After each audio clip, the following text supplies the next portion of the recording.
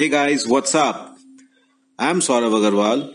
Today I'll be discussing a topic of Indian Penal Code 1860, a very renowned maxim: ignorantia facti dat excusat, ignorantia juris non excusat, which means ignorance of fact is excused, but ignorance of law is not, which finds place in section 76 and section 79 of IPC. Before we go through the flowchart, we must know what is mistake. In simple sense, mistake denotes some unintentional act which arises from misplaced confidence, or we can say ignorance, where the state of mind is not in accord with reality. Now, this mistake can be taken as a defense only where it prevents the accused from having a mens rea. That is, there should be no mens rea. Now, the benefit of section 76 and 79, that is mistake of fact, that cannot be given in the absence of good faith. Now, what is good faith? Good faith is defined in section 52, which means due care and attention to be determined in accordance with proved facts and circumstances of each case. Now, as we can see, we can classify mistake into two subheadings: mistake of fact and mistake of law. The very maxim ignorantia facti excusat, ignorantia juris non excusat means that ignorance of fact is excused, but ignorance of law is not excused. It is the duty of every citizen of the law to know the law of the land and to balance accordingly. Suppose a person says, I do not know the law, and due to not knowing the law, I did the offense. It is not excusable, otherwise there would be chaos.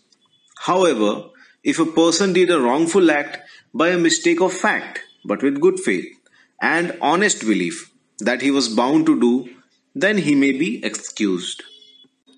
So, mistake of fact can be subclassified into two subheadings: mistake of fact where a person is bound by law, mistake of fact where a person is justified by law. Now, bound by law is covered in section 76 of IPC, and justified by law, which is covered in section 79 of IPC. This section 79 of IPC is complementary to section 76 of IPC.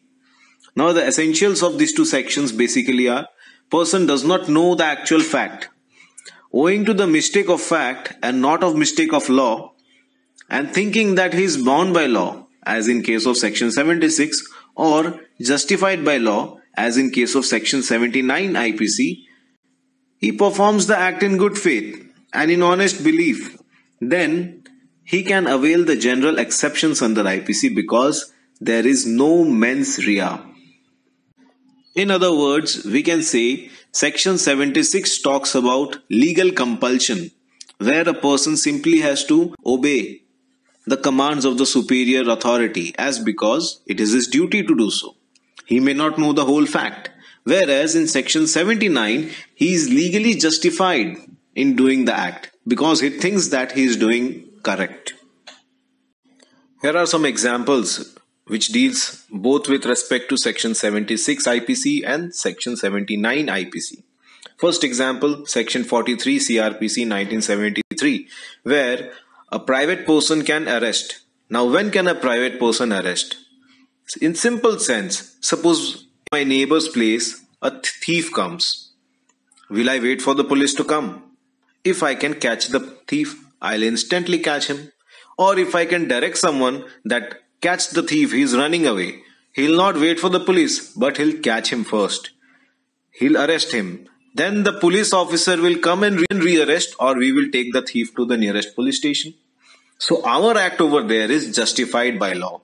We are covered under section 79 IPC. Similarly, second example which says A removes a bulb from a public pole. Now A is removing a public property, which is wrong. B sees and takes to the police station. Now B thinks that no, he is a citizen, he is a member of the society. He should act in a diligent way. So therefore, he catches this A and takes him to the police station. His act is justified by law. He was not bound, but his act was justified. Now the third example, a soldier fires on mob in accordance with the superior officer, in conformity with the commands of law. He is simply bound to obey his senior's order. What are the actual facts he is not concerned with? In this situation, A has committed no offense because he was bound by law. Whatever he was doing, as per him, he was correct. If the superior authority, that is the senior, is wrong, the senior will be liable. He is exempt under Section 76 IPC. The renowned case of State of West Bengal versus Shiv Mangal Singh, wherein Justice Chandrachud stated that carrying out the orders of a superior in good faith, believing to be bound by law, is a valid defense under Section 76 of Indian Penal Code. By now, we know what is mistake of fact, what is mistake of law. We also know that mistake of fact can be pleaded as a defense by the accused. It also means that the accused has to prove that his case falls within the mistake of fact within Section 76 or Section 79. Or we can also say that the burden of proving his facts are on him totally. So in criminal cases, burden of proof is always on the public prosecutor. He has to prove the guilt of the accused beyond any reasonable doubt. Same is reiterated in Section 102 Indian Evidence Act 1872. However, if the accused is pleading the defense of mistake of fact under Section 76 or Section 79 of IPC, then the onus of proving the existence of circumstances bringing the case of the accused under the general exceptions in IPC is upon him. If he fails to prove, he will be penalized. The court shall presume the absence of such situation. The court will not presume anything. The accused has to clearly prove his facts in order to take the defense of Section 76 or 79 or any of the sections mentioned in Chapter 4, which deals with general exceptions in IPC. There are also some situations when mistake of fact cannot be applied. No one can plead mistake of fact when reasonable inquiry would have elicited true facts. There are some examples. First example, when a person marries on an honest belief that his previous marriage has been dissolved by a decree of divorce, whereas decree of divorce has not been granted, he will still be guilty of bigamy and will be punished under Section 494 and 495 of IPC. Read with Section 17 of Hindu Marriage Act 1955. Second example, acts carrying illegal orders of supervisor is no defense.